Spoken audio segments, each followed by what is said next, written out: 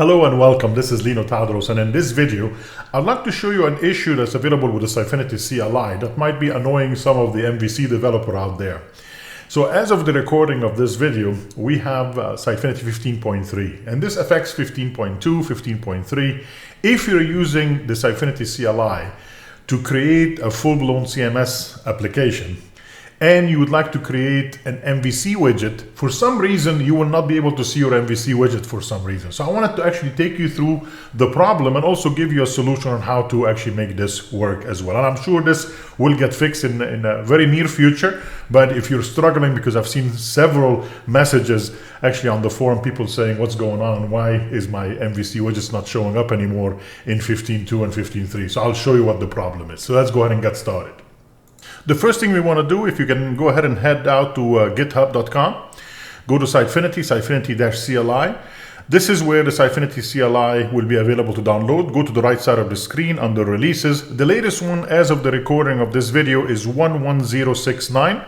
So you can just go ahead and click on that. There will be 3 different ways of getting it, with the source code or just the executable. I usually just get the zip file for the x86 and unzip it somewhere on my machine and go ahead and add it to the path, so I can say SF from anywhere from my command line or PowerShell, and I'll be able to get it to work with no problem. All right, so if you would like a step-by-step on how to do that, please take a look also at my videos here on YouTube, and you will notice there is a video just for installing the CLI step-by-step in case you need that as well.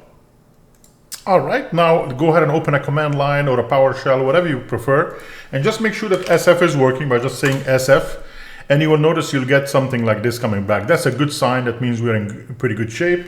And if I say SF version, for instance, and it should say the 11069, that is the latest as of the recording. I'm sure there will be newer ones that will hopefully fix the problem that I'm about to show you as well. So let's go ahead and see what else is available. We'll say SF-help. So you'll notice there is a lot of things you can do. You can add a widget, add a template, add testing.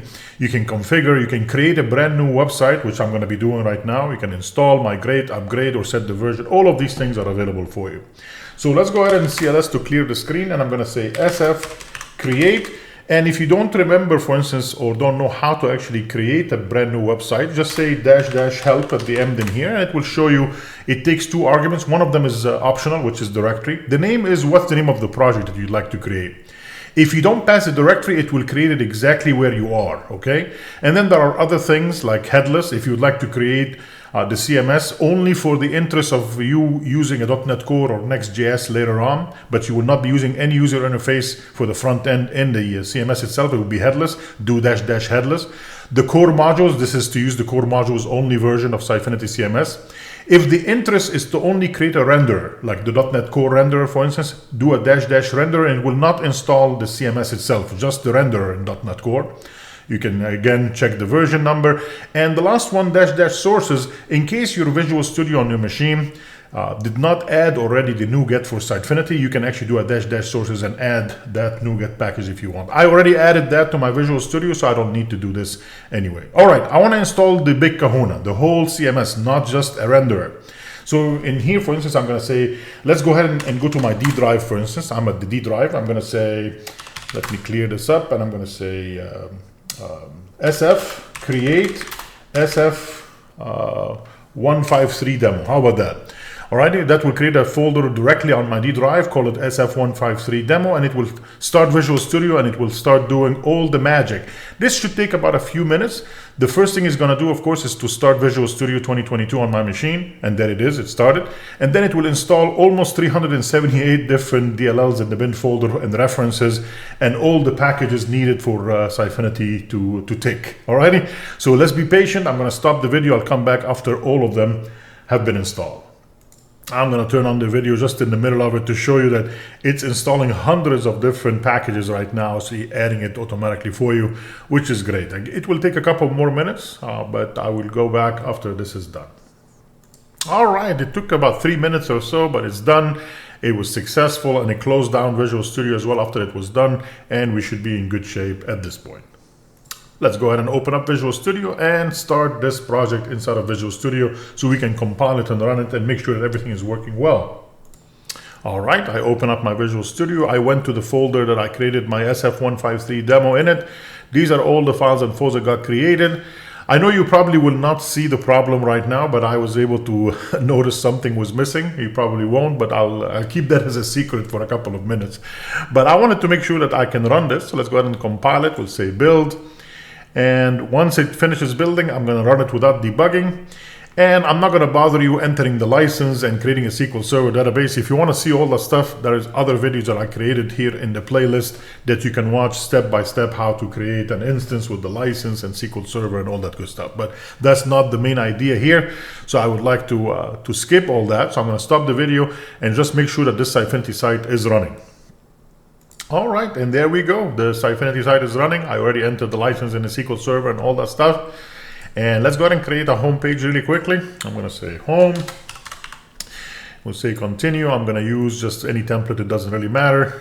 And I'm going to go ahead and publish this really quickly. So we got ourselves at least a home page. We'll say publish. Got it. All right. So now I'm going to go ahead and show you what the problem is. Even though everything seems to be working fine and you can actually create templates, you can create pages, no problem. Everything is working just fine. I'm going to close this in here. And I am going to go back to Visual Studio. And what I would like to do is to go ahead and open up the terminal. And in the terminal, I would like to create a widget, an MVC widget. I'm not creating .NET Core or Next.js or anything like that. So in here, I'm going to say SF add widget, and I'm going to call it test, for instance. Sounds good? Let's go ahead and push enter. And the system here will give you a warning saying that the current CLI, which is the latest one, might not work with 15.3. It was intended to be compatible with 15.2. It still should work, no problem. But I'm hoping in the future, of course, for Sitefinity CLI, it will be compatible with the latest and greatest as well. So I'm going to push enter in here, and we'll say reload. All right. Now with reloading, notice the controller, the model, and the view all got created, and I can see them here under MVC. There is my controller, there is my model, and there is my view folder in here for test. If I open up the test controller, the very important line for the attribute for the controller toolbox item, let's go ahead and change it from test MVC to test. And I'm going to change this guy to have a capital T. And it doesn't really matter what the section name is. I'm going to leave it as is. Custom widgets is good enough for me. We'll say Control S.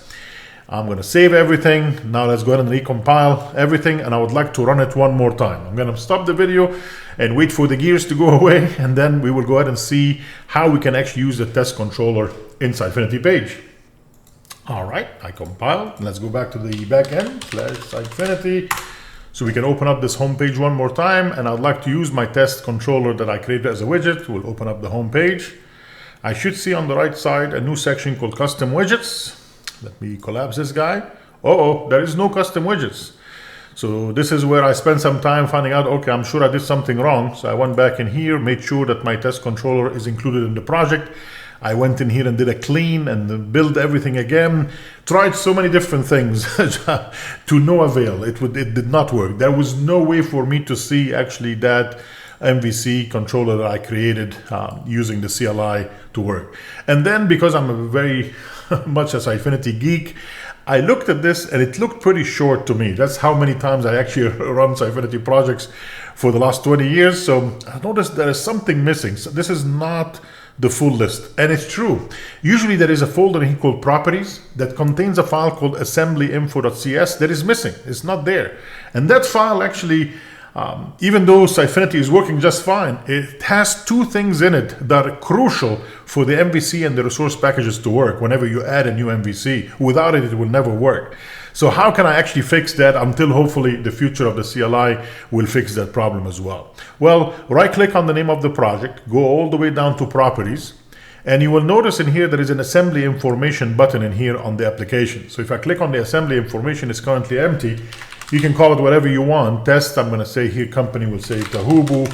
You can do whatever you want, and you can leave it empty as well. And I'm also going to turn off the make assembly com visible. You don't need that. I'm going to say OK there.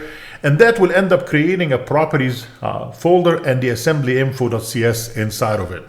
And these are all the things. You can go ahead and spend some time, add a description and the name of the product and the copyright. All the stuff is fine, okay?